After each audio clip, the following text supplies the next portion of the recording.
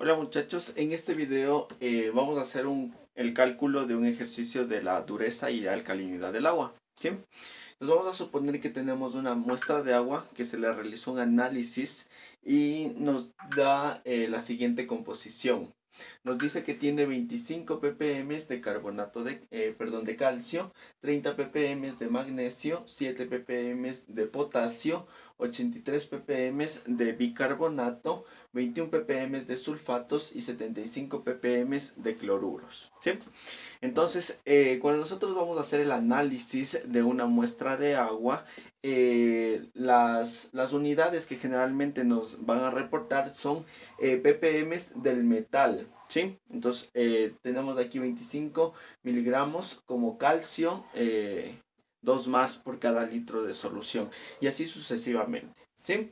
Entonces, para poder operar de forma más fácil, vamos a utilizar el concepto de peso equivalente. ¿Sí? Entonces, vamos a determinar, vamos a ubicar, perdón, en cada una de los metales y de los iones, de los cationes y los aniones, vamos a determinar su peso equivalente. ¿Sí? Entonces, para el calcio tenemos un peso equivalente de 2 miligramos por cada mili equivalente. ¿Sí? Y así sucesivamente para cada una de las sustancias. Fíjense en que aquí estoy utilizando el peso equivalente en miligramos por cada mili equivalente. ¿Por qué? Porque las medidas tengo en ppm, que son miligramos del cation o del anión por cada litro de solución. Entonces, para no tener que transformar de gramos a miligramos, entonces podemos utilizar el peso equivalente directamente en las unidades que nos interesan, que en este caso serían miligramos y mili equivalentes. ¿De acuerdo? Ok, ahora lo primero que vamos a determinar es la dureza cálcica del agua. Entonces, como ya habíamos hablado en el video anterior, la dureza cálcica es aquella que está relacionada a los iones calcio, ¿cierto? Entonces no es nada más que expresar esta concentración de iones calcio que tenemos en ppm de carbonato de calcio, ¿sí? Para ello vamos a utilizar esta sencilla expresión. Aquí tenemos que la dureza cálcica va a ser igual a ¿qué? A la concentración de calcio como metal que tenemos en la muestra multiplicado por el peso equivalente del carbonato de calcio y dividido por el peso equivalente del calcio 2 más. ¿Sí?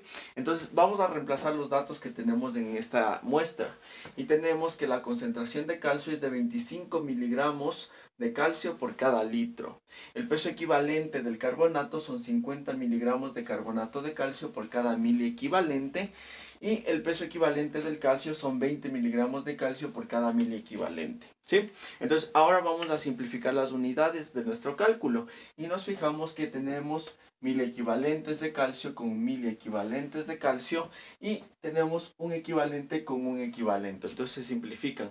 Y el resultado, por lo tanto, nos va a dar en miligramos de carbonato de calcio por cada litro de solución. Entonces, de esta forma muy sencilla podemos determinar la dureza que tiene una muestra a partir de la concentración del metal en cuestión. ¿Sí? Ahora vamos a hacer lo propio y vamos a determinar la dureza magnésica. Ok, entonces continuando con el cálculo, aquí tenemos la dureza magnésica que va a ser igual a la concentración del magnesio que tenemos en la muestra de agua multiplicado por el peso equivalente del carbonato de calcio y dividido por el peso equivalente del magnesio. ¿Sí? Entonces reemplazamos los datos y en este caso nos da 123.5 miligramos de carbonato de calcio por cada litro. ¿Sí? Entonces habíamos hablado anteriormente que la dureza total es aquella en la cual consideramos la dureza del calcio y la dureza del magnesio, ¿cierto? Entonces tenemos que sumar estas dos durezas. Entonces la dureza total va a ser la dureza cálcica más la magnésica, que serían estos 123.5 miligramos de carbonato de calcio por litro más los 62.5 miligramos de carbonato de calcio correspondiente a la dureza cálcica y nos da 186 miligramos de carbonato de calcio por litro. ¿Sí? Entonces con esto hemos podido determinar la dureza cálcica, la dureza magnésica y la dureza total. ¿Sí? Ahora, habíamos hablado también que la dureza está relacionada con la alcalinidad y por eso es que utilizamos unidades consistentes, ¿cierto? Utilizamos el mismo tipo de unidades para determinar la dureza y la alcalinidad.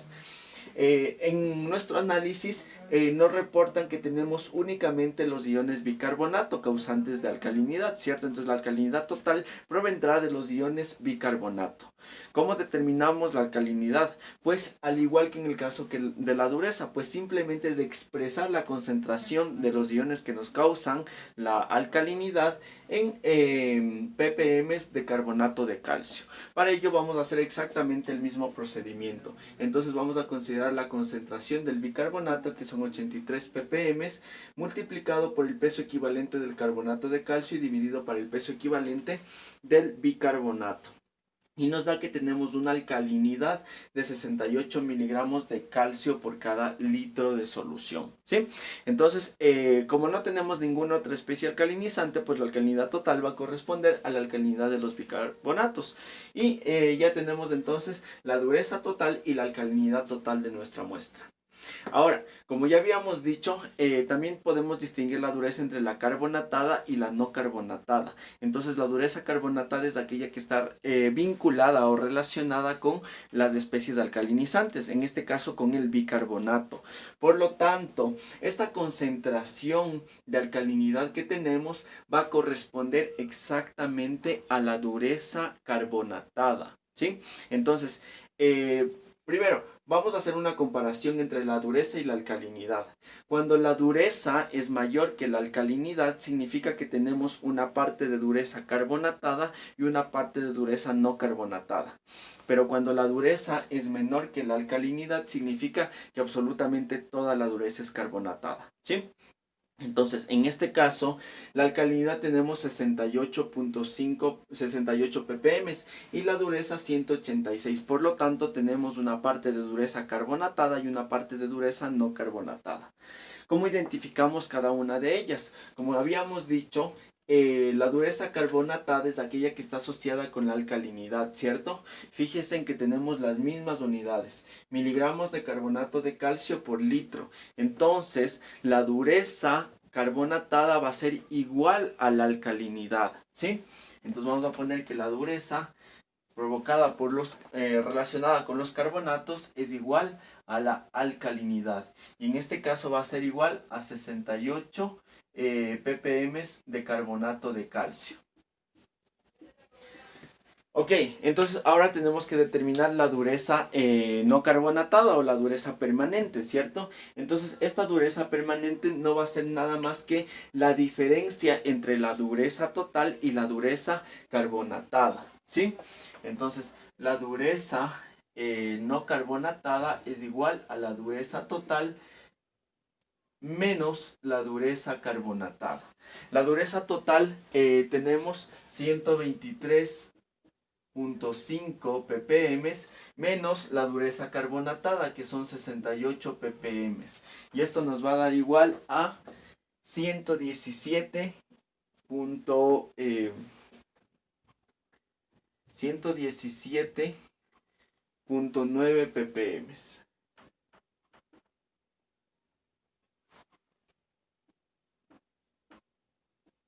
de carbonato de calcio por cada litro, ¿sí? 186. Perdón, aquí cometí un error. La dureza total no es 123, son los 186, ¿cierto? La dureza de 123 es la dureza magnésica.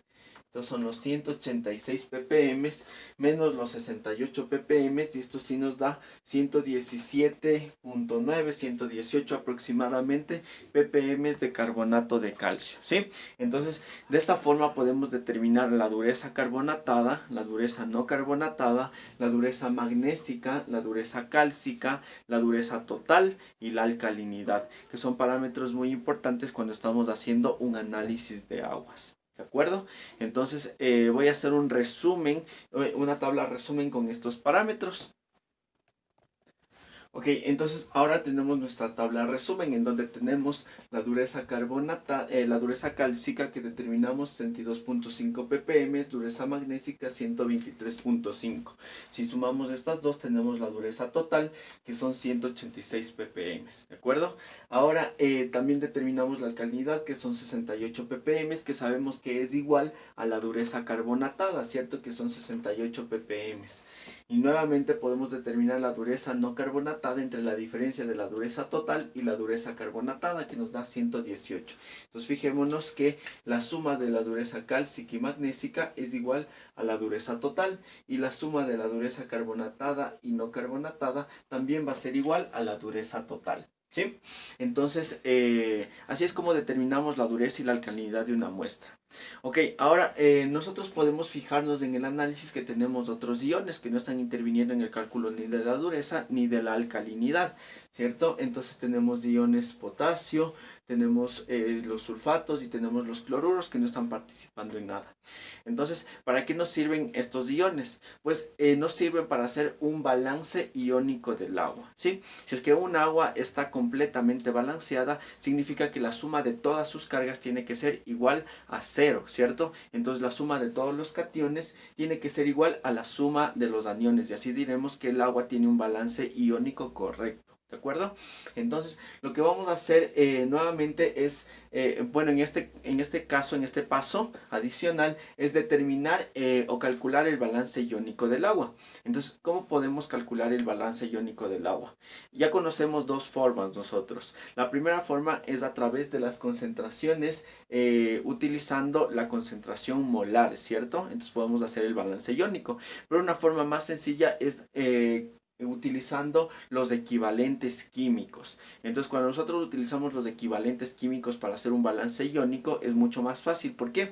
Porque ya sabemos que un equivalente químico de una sustancia A reacciona con un equivalente químico de una sustancia B. Entonces, no tenemos nada más que sumar nada más todos los equivalentes químicos, ¿sí? Entonces, para hacer este balance iónico, lo que vamos a hacer en este momento es transformar estos ppm a equivalentes o miliequivalentes en este caso. Y luego sumamos absolutamente todas las concentraciones.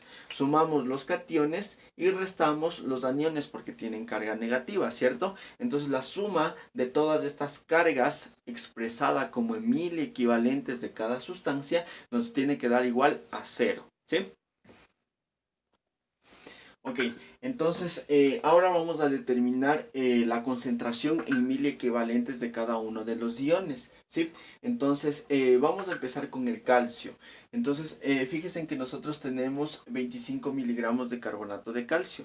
Si esto multiplicamos o dividimos, perdón, para utilizar el concepto de peso equivalente, tenemos que 20 miligramos de carbonato de calcio tiene un miliequivalente.